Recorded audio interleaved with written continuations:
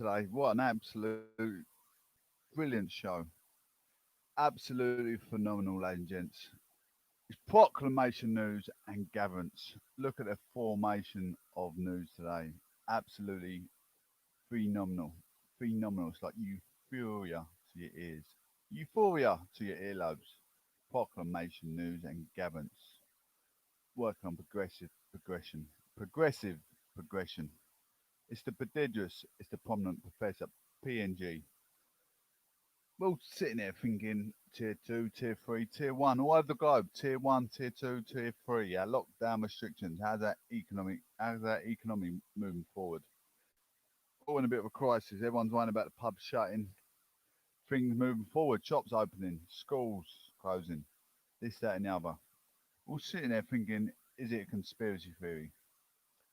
Is it not a conspiracy theory? Are these numbers of death tolls just going up for the sake of, you know, casual deaths? They just put them down as COVID 19. Is it just a COVID 19 infection?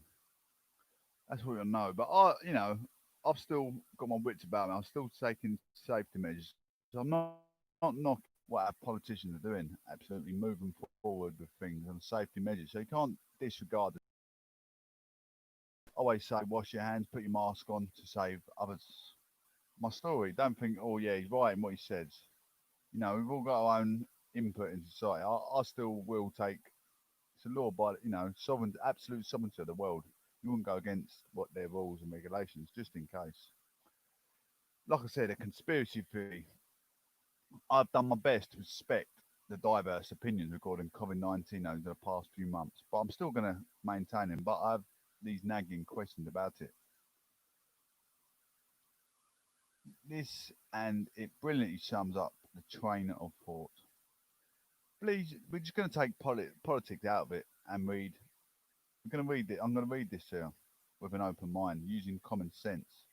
Anyone out there who can tell me what your end game is with the COVID-19? What is this magic formula that is going to allow us to sound the all clear? Is, is it zero cases? The only way that will happen if we stop testing, stop reporting, is it a vaccine. It took 25 years for chickenpox vaccine to be developed. The smallpox inhalation was discovered in 1796. Last known as natural case was in 1977. We have a flu vaccine that is only 46% effective, and less than half the UK population has chosen to get one. A roughly 20,000 British will die of flu or flu complications. Oh, you're mandated. Like other vaccines are mandated in order to attend school, struggle to some foreign countries, etc. We already have a growing number of anti-vaxxers refusing proven tested. Well-known vaccines that have been administered for decades but aren't necessarily safe. Do you really think people will flock to get a fast-track, quickly tested vaccine?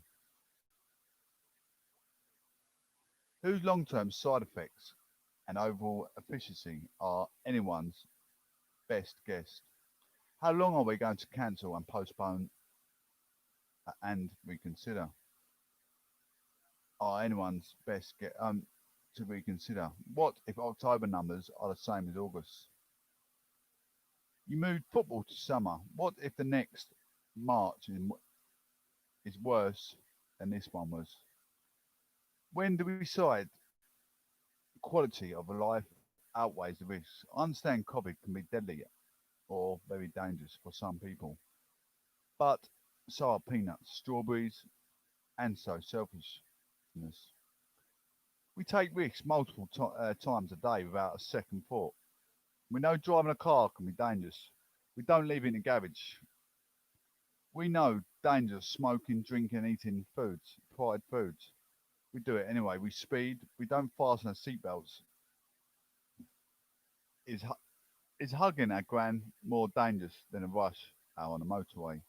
Is going out with friends after work more risky than 4-day-year-old petrol station sushi or operating a chainsaw? When and how did we so quickly lose our free will?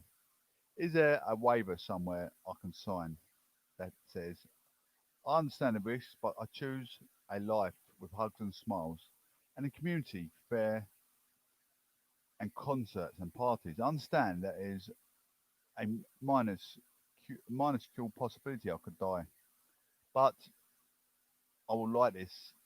I'll most likely end up feeling like crap for a few days. I understand I could possibly pass it on to someone else if I'm not careful, but I can pass the virus onto someone else. I'm struggling to see where and how this ends. We either get busy living or we get busy dying. When God decides it's your time, you don't get any mulligans. So I guess I would rather spend my time enjoying it and living the moment and not worrying about it. What ifs and maybes, and I bet I'm not the only one. I don't know, I mean, what you guys think of the actual COVID 19 itself. We don't. I don't know what everyone makes of COVID 19 restrictions. Is it, affecting everyone's mental health? I support and, I will live by the absolute sovereignty of the land. But I wrote that story because I know everyone else suffering from mental health. We all got our own ideas and our own opinions, our own views, our own vision of COVID 19. Um, I haven't had COVID 19 yet, so I'm still under threat to think, is it real? Is it not? So I wrote that story thinking that might, relate to a lot of people struggling with COVID 19. But you still got to take safety measures, not for yourself, for others. And kids going to school, there's a few schools been closed down due to people having COVID 19 or flu or whatever it may be. We don't, they could be saying it's COVID 19. We don't know. We don't know facts. We didn't invent it, did we? So how do we know facts if we didn't invent it? Apart from reading the papers, someone's died of COVID 19. Was it flu? Was it pneumonia? Who knows? Who actually knows? Anyway, I always talk about sporadic knife crime. I made a petition a little while back trying to tackle sporadic knife crime. On to today's sporadic knife crime.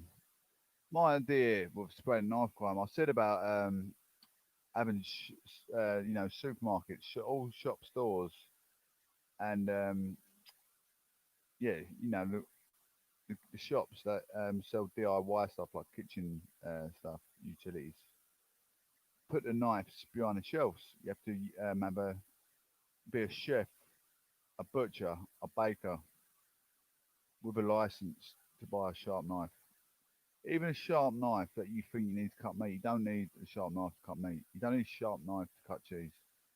You can boil meat, as I proved in 2019. Every single meat, beef, lamb, any meat you want, you can boil it. Boil it 3 hours, you can boil it 4 hours. It'll be cooked all the way through and full for bone. You don't need a sharp knife. A butcher's, chef, all them sort of people that really need it for their, everyday life because that's their job. Them people show a license. That will keep the restrictions down. Who's got a knife? And if anyone does end up stabbing someone, it only be a butcher, baker, or they got the knife through a butcher or baker, but they should leave their stuff in a workplace or locked up at home. Same as people with gun license. If there's a murder of a gun, we know where the murders come from. The person with gun license. Trying to make things more safety around the whole UK. I'm thinking logically. If people discriminate my petition, oh yeah, you won't get that pass through, but it's a good shout, regardless of people listening, taking it on board. If the police give up on low-level crime, we all pay a high price. When will a blue light become a white flag? What message does it send to victims and criminals? This Christmas, I think burglary is going to go up. In my opinion, for this absolute recess we're going through, recession. Crime reduction remained one of Britain's recent success stories back in 1995. According to the crime survey for England and Wales, about 40 in 100 adults reported being victims of crime, and that figure was down to 24. The latest figures suggest it's now 15. Yet over the past 3 years, even though fewer and fewer people are identifying themselves as victims of crime, the number of crimes recorded by the police has been going up. This year's figures show a big jump of 30%. What's more, the largest rises are in some more of the nastiest categories. Knife crimes up by 26%. Sex crimes have increased by nearly 20%, murder by 8%. The police admit the differences in recording methods account for some of these changes. But the rise in some groups, especially low incident serious crime, is a trend that cannot be denied or explained away. The leap in knife crime is, of course, worrying, not least because there's a tendency for increased knife crime to encourage more young people to carry knives for their own defence, which in turn guarantees further escalation. It's rather like gun crime in the US, except that there's not a huge, powerful lobby, ridiculing the obvious at every turn. It's nearly 10 years since my neighbour, 18-year-old Freddie Moody, was stabbed to death outside my home. He was killed in July 2008, and that was the 21st teenager to be violently killed in London that year. Nationwide, things have improved so much since those awful times. But these latest police figures make it starkly clear that crime is rising again. A successful campaign reduced knife crime followed the death of Freddie as so many others. The message at the campaign is the efforts have to be continuing rather than sporadic. Every knife crime as a case has to be followed by initiatives to engage, reassure and educate the local community to fear and bravado will reign. Everyone remember the Jodie Chesney in Harold Hill last year. I made a song up to, show my condolences to the family, show my acknowledgement what is actually going on around the globe, supporting these absolute incidents, absolute tragedies. I'm always giving my using my consentive and using my initiative to show my acknowledge my support. So much of policing is about signals indicating what society will and will not tolerate. This week, the Metropolitan Police said it may stop investigating many lower level crimes as a result of spending cuts. This means burglaries, thefts, and assaults, where there is judged to be a little prospect of identifying a suspect. Of course, this is financially motivated. The Met, like the other forces, is facing heavy funding cuts, and police staff in numbers have fallen to their lowest point for 30 years. But even so, this direction of travel feels wrong at so many levels. There is, therefore, it is imperative that victims absolutely certain that their reports of crime will be taken seriously and that they will be supported in reporting such crimes. Just as important, perhaps, in is the notion on the part of those who commit crimes that there is at least a chance of them being traced and caught. Not so long. The fashion in policing was for the broken. Imported from the US, it stipulated that even the most trivial crimes were to be pursued with vigour, in the belief that chasing small crimes prevented a deeper malice and an escalation of criminality. We have been completed a sorry journey that from that strategy to this state of non-investigation. Our friendship with the police is complicated back in the mid-90s, when getting on from half the population had been a victim of crime in the course of a year. The basic problem was the faith in the police was understandably low, because clear-up rates were appalling. Fewer crimes alongside more reported crimes, as is now the case, is actually a sign that belief in the ability of the police to intervene positively is still quite high. But that can only change for the worse if the Met walks away from the societal responsibilities. Look to Norfolk, where the police chiefs also seem ready to dilute the focus on minor crime and crime prevention by getting rid of 150 community support officers. They say they can use the money to provide 81 more police officers at a time when their budgets are being slashed. But since the support officers were introduced in the first place, so that links between public and the police service could be strengthened. Concern about the plan is understandable. This follows a pattern in many areas of public service that the idea of early intervention can detect problems when they are minor and perhaps containable has been set aside. But this is false economy, particularly so in respect of crime. There is no cost of victims who can be highly traumatized, even when exposed to minor crime. But more than that, of course, there's a cost to everyone in a society that feels unprotected. A pattern here, indeed, cut back in haste. Repent at leisure. Since you're here, ladies and gents, we have a small favour to ask. There's millions of flocking over my proclamation news and Gavin's. I have over 2,000 listeners a week, minimum. We believe that everyone deserves access to my information grounded in science and truth and analysis rooted in authority and integrity. That's why we made a different choice to keep our reporting open for all listeners and readers, regardless of where they live and what they can afford to pay. This means more people can be better informed and inspired to make a meaningful action. In these perilous times, truth-seeking global news organisation like the Proclamation News is essential. We have no shareholders or billionaire owners, meaning my journalism is free from a commercial and political bias. This makes us different to many others. I can investigate and report without fear or favour. Amid the various crises of 2020, I recognise the climate crisis as the defining emergency of our lifelines.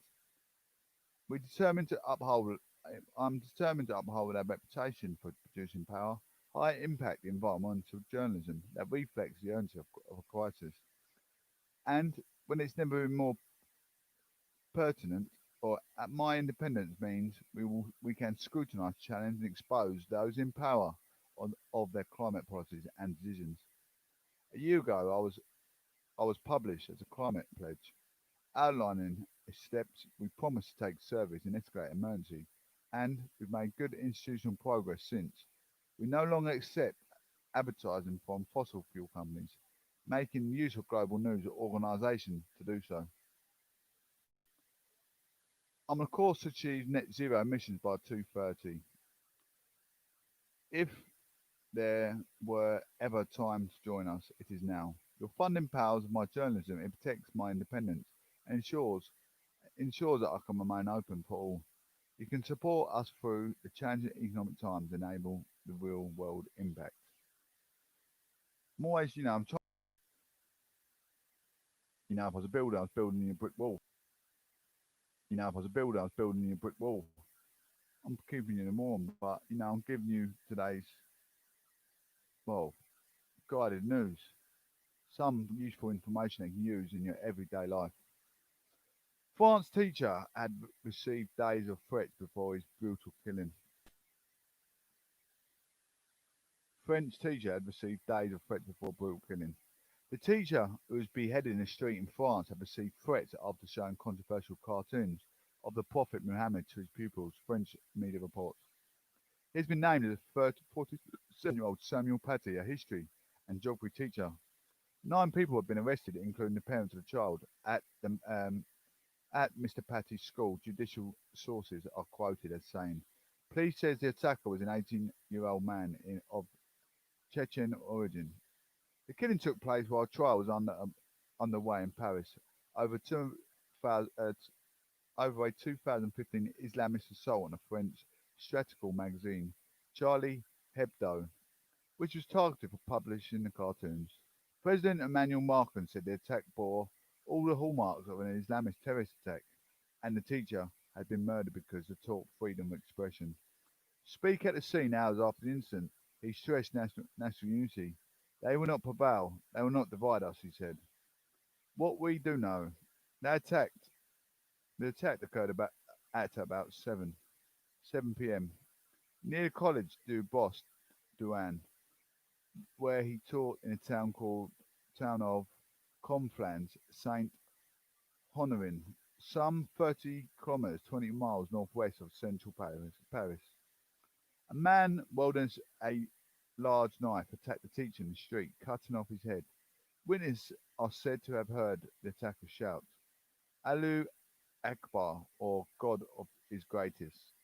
A picture of the beheaded teacher was posted into social media in the immediate aftermath, but it is not clear if it was by the assailant accomplice. The attacker then ran from the scene but was chased by local police who had been alerted by the police. The officers confronted the man in a nearby town in Aragni, where they shouted at him to give himself up. He said to have threatened them. The officers shot him and he died a short time later. Police have said the attacker was 18-year-old, born in Moscow but from Russia, predominantly Muslim southern region of Chechnya. Chechnya. He was living in Everooks in Normandy. His grandparents and brothers are among those arrested. Teachers across France told journalists of this fear, stunned by the targeting of college murdered in broad daylight in a quiet suburban street. Beside the horror of this killing, there are powerful symbolism too. The education minister said the root of what happened was hatred of the republic. The passing on the French national values, liberty, equality, fraternity, is seen as a core task of the education system here. 3 weeks after the attack on the former office of Charlie Hebdo, the latest killing is yet more proof of the fault lines of a secularism and tolerance which have left blood before its country streets. Who was the victim? Samuel Paty, a father, had taken a class about freedom of expression early in the month, report says. He is said to have shown that the cartoons of the Prophet Muhammad are taken about Charlie Hebdo case and had reportedly advised Muslim students to leave the room if they thought they might be offended. Some Muslim parents complained to the school. At least one reportedly took to social media to call Mr. Patty's sacking. French media report that Mr. Patty had received a number of unspecified threats in days after taking the class. Flowers were being laid at the entrance of the college de Bos Duran on Saturday. Students were saying they're distraught at the brutal killing of a well-liked teacher. One father wrote on Twitter that his daughter is in pieces, terrorized by the violence of such an act. How will I explain to her unthinkable? One of Mr. Patty's former students, Marshall, 16, she said he had loved his job. He really wanted to teach us things. Sometimes we had debates. The French presidency said the national tribute would be held for Mr. Patty. And the hashtag J Sweet Samuel, I am Samuel, begin trending on social media, echoing the J Sweet Charlie. Call for solidarity after attack on Charlie Hebdo. France has seen a wave of Islamist violence since January 2015 attack, which left 12 people dead, including famous cartoonists. 3 weeks ago, as the trial goes on the way, a man attacked and wounded 2 people outside the magazine's former offices. How is France reacting? There's always talks about Islamists. I know. I mean, there's good and bad in all cultures. Just so you know, I'm not one to just depict out Islamists all the time. I've seen good and bad in all multiculturalism, especially Christian evangelism are the world's worst to keep putting up extremists attributes by Islamists. It's not. It's wrong because look at the Christian of Prince Andrew. I don't know if you guys seen the a Muslim guy confronting him from the Union. Absolutely pulled Prince Andrew apart after what he did recently to the children. How is France reacting? No one says how good the Muslim is reacting as Prince Andrew acted stupidly to vulnerable children. No one praises a Muslim for that. So, I see good and bad in all cultures. And just so we know, we're on an even level of, you know, I support anyone that's got good success to bring to my table. Face value, absolutely. Doesn't matter what um, multicultural you are. Doesn't matter what ethos you are. If you come to my table and you got good success, you're doing your job, go about your day like a normal person. You're a good human being by all means. How is France reacting? Charlie Hebdo on a Friday tweeted intolerance just reached a new threshold and it seems to stop nothing to impose terror in our country. Education Minister Jean Michel Blanquer, who has met leaders from teaching unions on Saturday, said in a recorded statement that Mr. Paty had been killed by the enemies of freedom and France would never back down when confronted by terror intimidation. In the National Assembly, deputies stood up for honour. The teacher condemned the atrocious terror attack. Muslim leaders in France also condemned that attack. A civilization does not kill an innocent person. Barbarism does. Tariq Uberu, imam of a mosque in Bordeaux, told France Inter. Prime Minister Jean Castex tweeted that our teachers will continue to awaken the critical spirit of citizens of the republic, to em- emanci- uh, emancipate them for all the total totalitarianism. Uh, the Strasbourg-based assembly of the Czechs in Europe said in a statement, like all French people, our community is horrified by this incident. Hope you're enjoying the show, ladies and gents. Please share, subscribe. Really respect you being here today. In the Isle of Wight, the safest place in the country, 1,000 people, 146,000 people in this dominion of Isle of Wight. Only 86 people have died of COVID-19 in this area. Looking at the Brexit trade talks.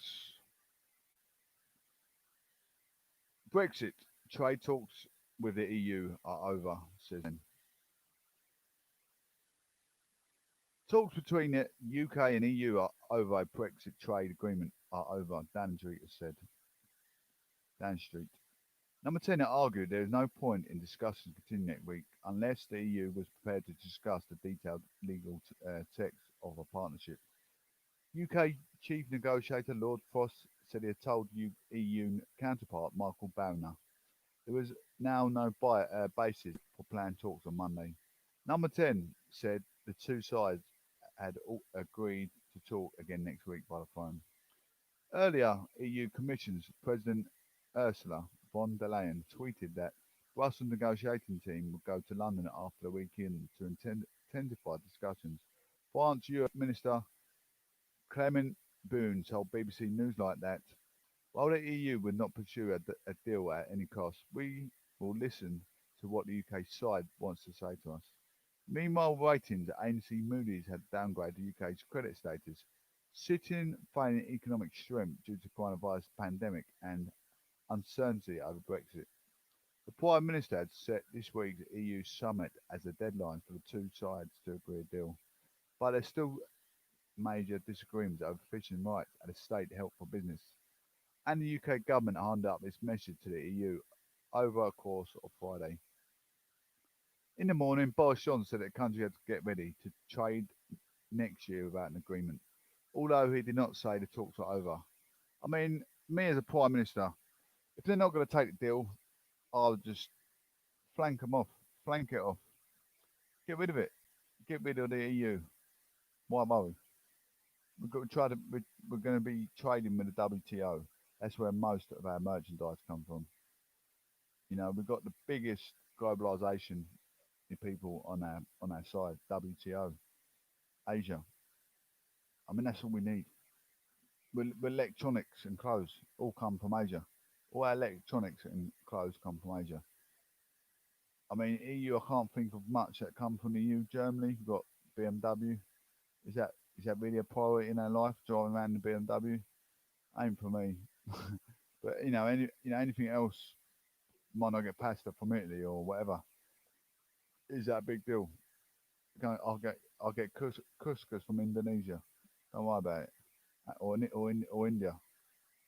You know, who cares? Ain't the end of the world, is it? EU is not a big deal.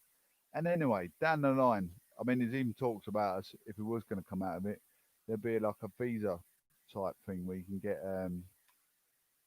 get, like a working visa. If you want to do trading with EU, you can get like it's not a visa, but that sort of type thing. You fill out a form, you can still get your stuff distributed from their country to ours. So it's not the end of the world. It's not the end of the world. It might be at a bit of a cost, but I don't think it's gonna be a big cost. Something like £10, £5. If you buy in bulk, it's not the end of the world, is it? He suggested the EU was unwilling to consider seriously the UK's preferred options of a comprehensive free trade agreement based on the bloc's existing arrangement with Canada. The UK, he added, must look at an alternative, which he suggests was Australia's much more limited set of agreements with the EU. The talks are over, as statements go. These four words from the Prime Minister's spokesman this afternoon were something of a bombshell. But Michael Banner, due to come London next week to continue talks, might not be unpacking his briefcase just yet. There's no doubt that Downing Street is sending the clearest signal possible that expects the EU to make the next move. And the theoretic accompanying the talks have reached a new level. But both sides still want a deal. The process has not been broken down, and there is still time to reach an agreement. It's one thing to declare the talks are over. It's another thing to refuse to continue talking. You think of places like Vietnam and Ethiopia, the biggest distribution of globalization of coffee beans. Their people are working their socks off in their farms to get the coffee beans to distribute them to our countries. They got one of the smallest economic growths in the whole world. These countries, they're the most skinniest people. They work their socks off. They don't earn enough money for what they do. I know coffee's absolutely extortionate price when it gets over here. You go in places like Costa or whatever, have a cup of coffee, you got 3, 4 quid. They make probably pence for a kilogram or picking the coffee beans up, grinding them, grinding them to an absolute halt. They're growing it in the boiling heat, sweating their socks off, smelling, stinking. Well, Brits don't really graft. Well, they do graft, but in weather permitted, if it's hot, they wouldn't be going to work. They do half day and go home. Over there, they work in the absolute blistering heat to get coffee beans and make a bean for their family. It's ridiculous. The smallest economic country. And you've got people debating on our Facebook saying, oh no, we should go to the EU, do this, do that. Haven't got a clue about trade policy agreements. Really haven't. Our tariff, our policy, we get, I think it's something like £13.5 trillion come into our country over turnover.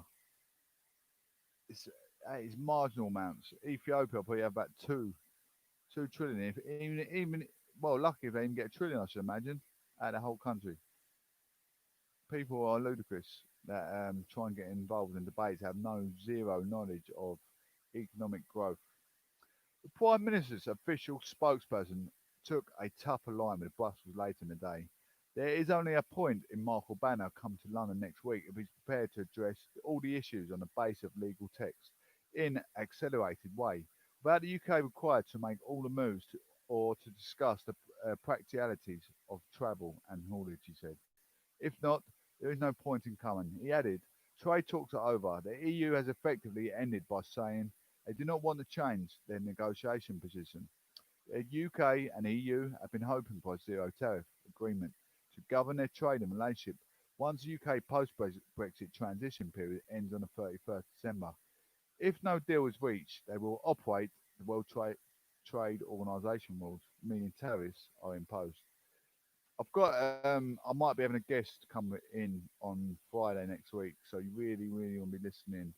I've got a lady friend of mine coming through. She works for the NHS, because I want to get a bit closer to home when it comes to working with oldly ill patients. She's working like an NHS carer assistant for old people in the home. Is she at high risk? What are the risks of the old people contacting COVID-19 at home? Because you hear it on the news, don't you, about the care homes, these people contacting COVID-19 a bit more from people bringing it in off the street. The older people getting it, they're dying. I want to speak to her and get her live speaking, give her a point of view across, and write down some notes. Ask, so I can ask some defined questions that will bring your audience thinking, yeah, this is a good show. This is from the Brussels correspondent Nick Beak. Boris Johnson's public declaration that the UK should prepare for no deal did not cause great concern with the EU circles. The immediate response came a tweet from Commission President Ursula von der Leyen. who said it was full steam ahead for trade talks next week and the EU negotiations would be getting on the Eurostar to London as planned. But the subsequent statement for the Prime Minister official spokesman that the trade talks are over has left senior diplomats deeply unimpressed, as one put it. Although we're getting used to being part of Johnson's pantomime, they added, some EU figures fear Boris Johnson still doesn't know if he actually wants a deal and is trying to buy the time while he grapples with the COVID crisis. Following the hardening of the Brexit position by number 10, France's President Macron called on prime ministers to make up his mind. While there was still time, many in Brussels remain cautiously optimistic some sort of deal can be agreed, but any route there is now not even harder to see. After the EU summit concluded on Friday, German Chancellor Angela Merkel said it would be the best to get a deal and that compromises on both sides would be needed. French President Emmanuel Macron said the UK needed a Brexit deal more than the EU did. For the Labour Shadow Cabinet Minister, Rachel Reeves urged the UK government to step back from the brink and stop posturing. Any tariffs or any delays on the border will make it harder for goods to flow freely, whether those are foods or medicines, she said. I mean, from where I'm sitting now, we can almost see waters that go across from Spain, France sort of areas. I'm in the Isle of Wight, so it's not Wales, of course. But I mean, where I am, you can almost see them sort of continents. You can look at the impact of the lowest population population population economic growth.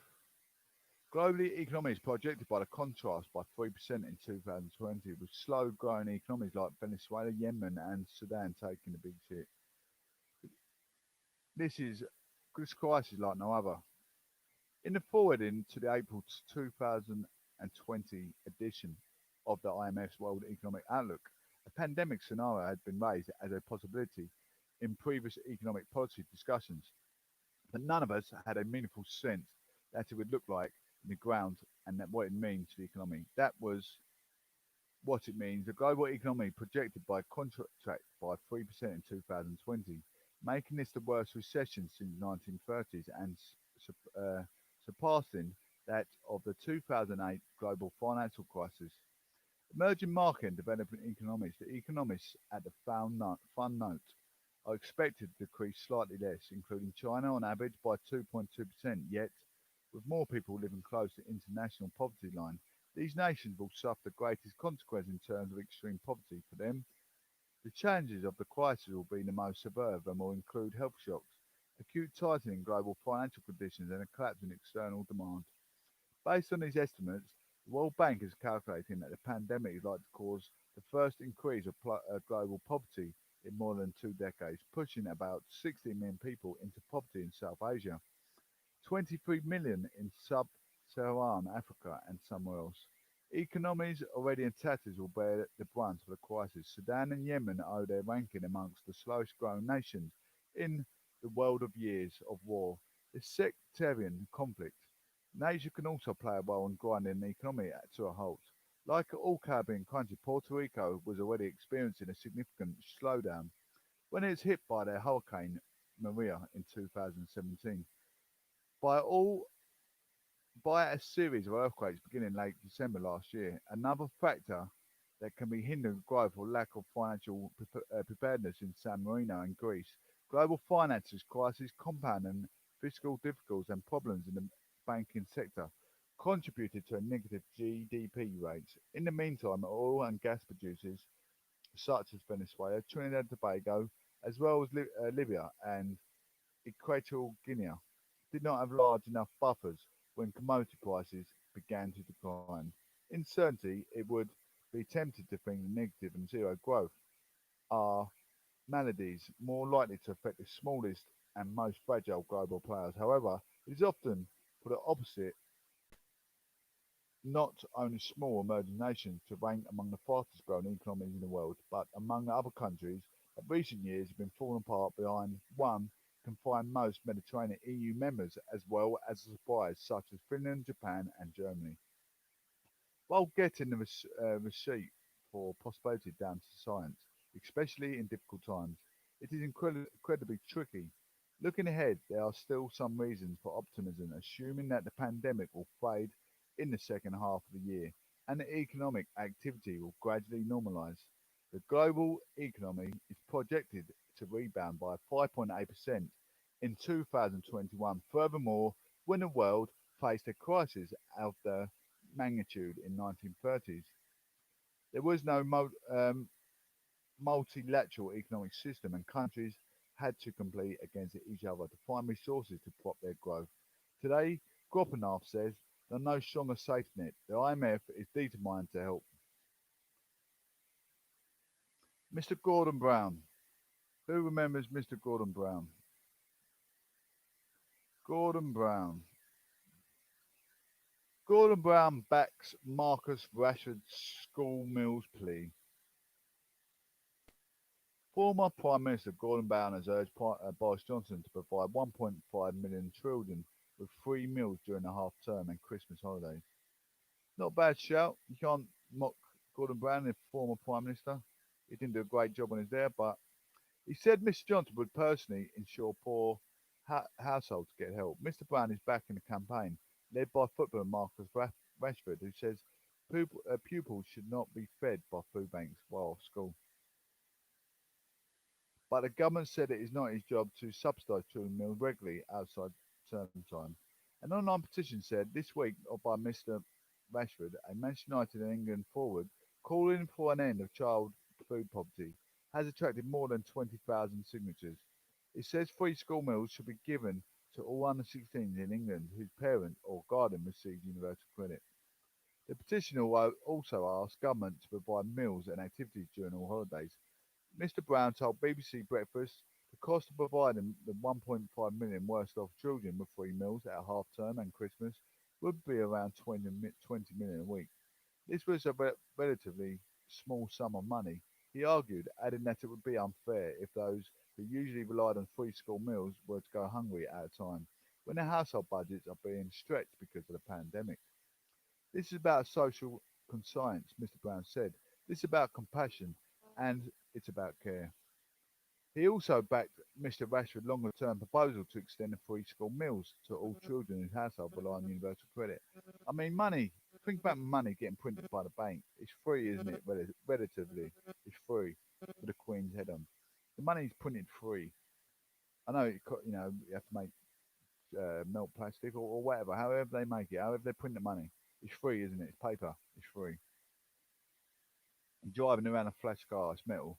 You pay X amount for it, but it's free. It's free. It is literally free. It's a free car. It's tin. If you crash it, it's not the end of the world, is it? As long as you're alive, you come out alive. It's just materialistic. That's all it is. Materialistic.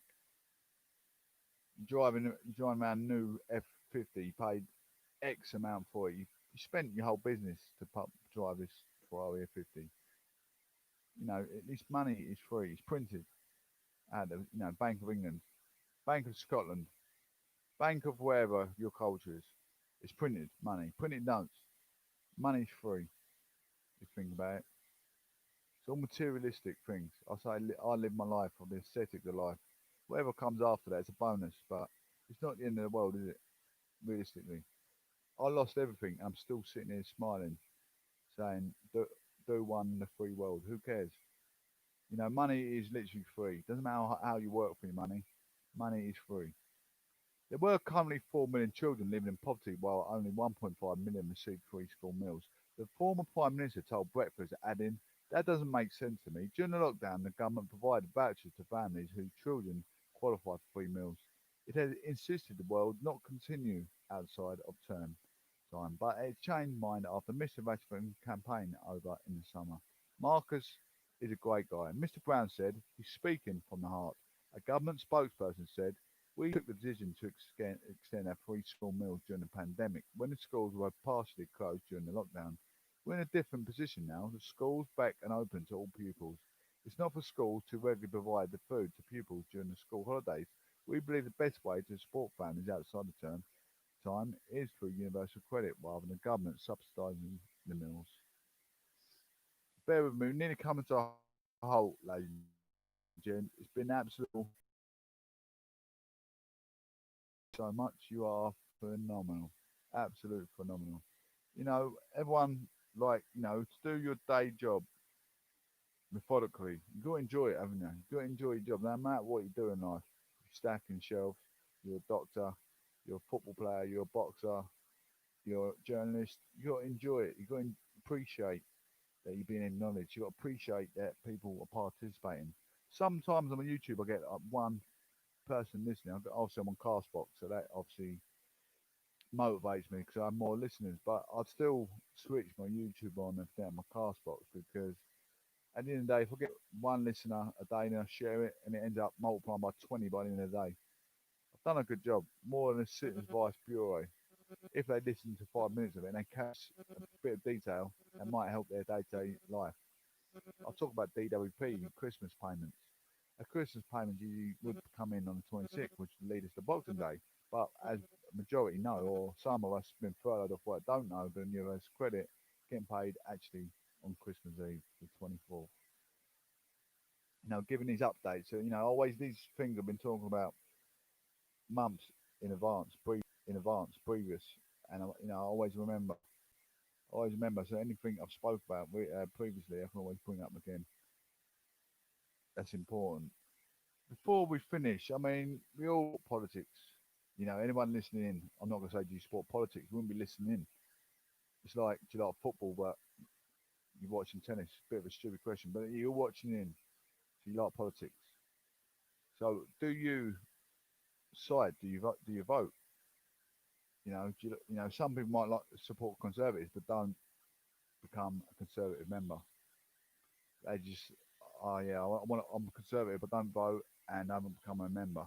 So I'll give you the benefits of becoming a member. I'm not trying to persuade you, but just giving you the benefits so you know. I've only just done it recently. I've been a conservative for a long, long time.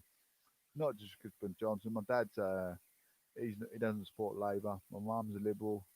Brother's a liberal. My sister's a liberal. And I'm conservative. Always have been. Always sided with my granddad. He's in World War Two. He was Thomas Edwards in the World War Two under Winston Churchill. Winston Churchill. I was supposed to say Margaret Thatcher. I was born in Margaret Thatcher's era. Anyway, which membership is right for you?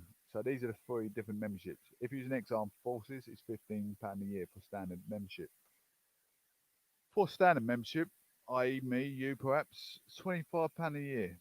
You can play an active role in the party, can attend that annual conference and receive voting rights in party elections after 3 months of membership. All from £25 a month per month. I pay £2 per month, so I spread the cost. Under 26, £5 a year. Standard party pay membership and all associated benefit is offered at a special £5 rate that goes to those aged under 26.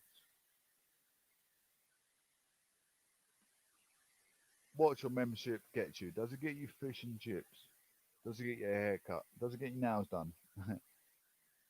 No. The answer is no. It helps us win elections. All your subscription goes towards our campaigns.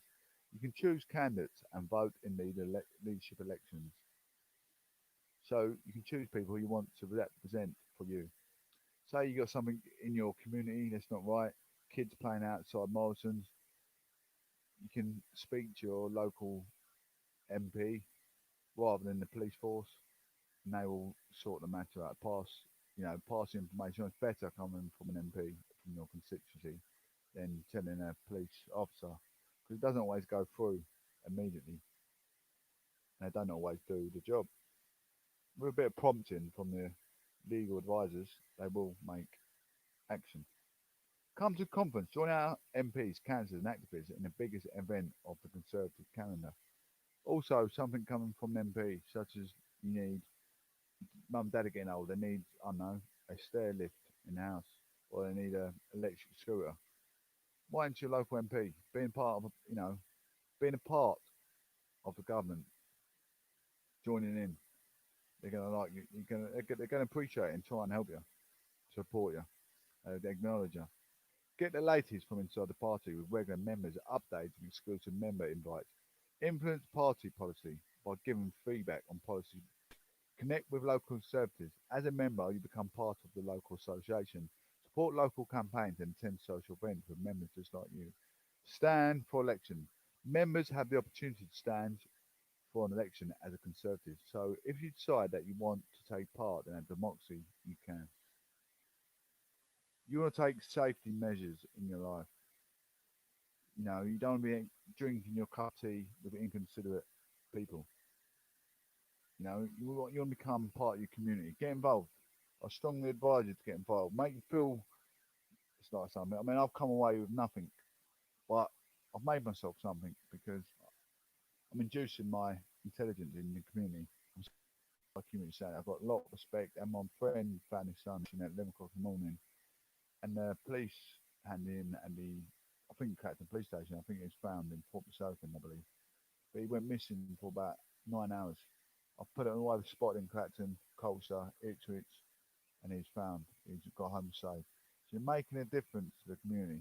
I walked my niece out a few weeks ago. I think I ain't live on here. I walked my niece out a few weeks ago. A Rottweiler was over the country park off a lead.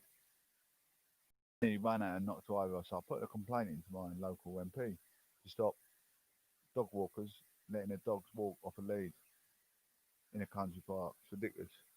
Anyway, ladies and gents, I will love you and leave you. It's been an absolutely phenomenal cast. I really appreciate all coming and supporting. Appreciate it. Speak soon.